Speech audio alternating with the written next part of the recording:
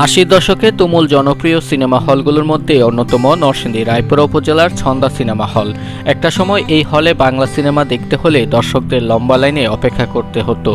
তবে কালের বিবর্তনে সেই চিত্র এখন আর নেই। দর্শক শূন্যতায় সারা দেশে সিনেমা হলগুলোর মধ্যে এই হলটিও চলছে ধুকে ধুকে। বছরের পর বছর সিনেমা হলটি লস দিতে দিতে অবশেষে হলটি বিক্রির সিদ্ধান্ত নেয় মালিকপক্ষ। তবে এটি বিক্রি হচ্ছে হলের পাশে অবস্থিত ইদ্রিসিয়া দারুল কোরআন মাদ্রাসা নামে একটি ধর্মীয় শিক্ষা প্রতিষ্ঠানের নিকট, যেখানে হলটি ভেঙে করা হবে কোরআন সহ দ্বীনি শিক্ষার কার্যক্রম।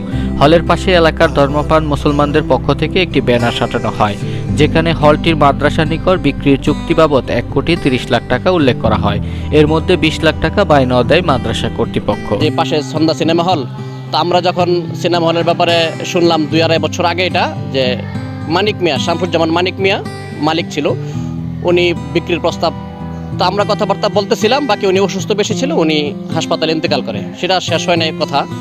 তো আমরা গত বছর আবার শুনলাম যে ওনার ওয়ারিশ যারা আছে ওনারা এটা বিক্রি করে দিবে। তা আমরা আমাদের পক্ষ থেকে ওনাদের কাছে প্রস্তাব পেশ করলাম যে আমরা কিনতে চাই সিনেমা হলটি মাদ্রাসার সম্প্রসারণের জন্য।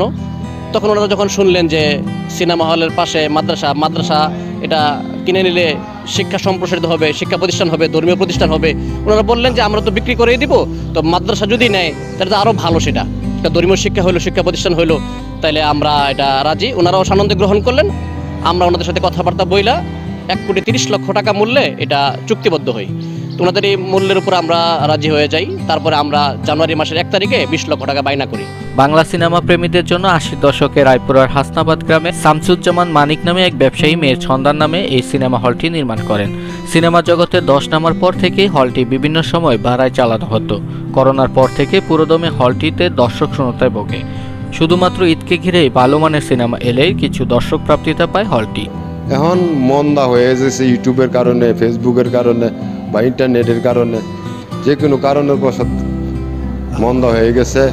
এখন মন্দার কারণে মানে সিনেমা হলটা পার্শ্ববর্তী মাদ্রাসায় বিক্রি করে দিছে 1,30,00,000 টাকা, 20 লক্ষ টাকা বায়না দিছে, 1,10,00,000 টাকা দিয়ে দলিল হবে। এখনও মনে করেন দলিলের আগে তারা আসবে না, ফলে দলিলের আগ পর্যন্ত ফল চালু থাকবে। এদিকে সিনেমা হল ভেঙে মাদ্রাসা গড়ে ওঠায় খুশি এলাকার ধর্মপ্রাণ মুসল্লিরা। নাচ গানের পরিবর্তে কোরআন শিক্ষা সহ দ্বীনি শিক্ষা প্রতিষ্ঠান গড়ে তুলতে সকলের সহযোগিতা কামনা করেন তারা। সিনেমা চলতো, বিভিন্ন নাচ গান চলতো, এটা এখন দ্বীনি শিক্ষা হচ্ছে, মানে আজীবন কোরআন শিক্ষার একটা প্রতিষ্ঠান। এটা নিঃসন্দেহ ভালো। আমরা এলাকাবাসী হিসেবে এটার সহযোগিতা করতেছি এবং বিভিন্নভাবে কালেকশন করতেছি, এটা যাতে দ্রুত ক্রয় করতে পারে। দলিল এখনও হয় নাই, যাতে দলিলটা করতে পারে। যেহেতু সিনেমা হলের পিছনে মাদ্রাসা সিনেমা হল একত্রিত, আসলে এই জিনিসটা আমরা ওইটা কাম্য না।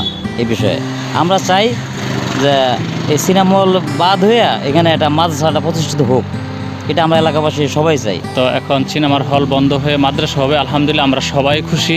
গানপদ্য বন্ধ হবে, সবাই খুশি।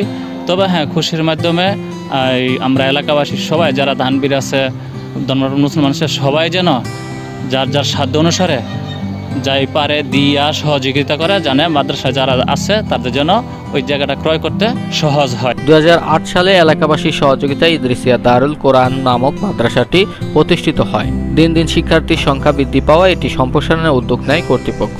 হলটির জমি ক্রয় করতে পারলে আরও বড় পরিসরে দ্বীনি শিক্ষার কার্যক্রম চালু করা সম্ভব বলে আশা এলাকাবাসীর।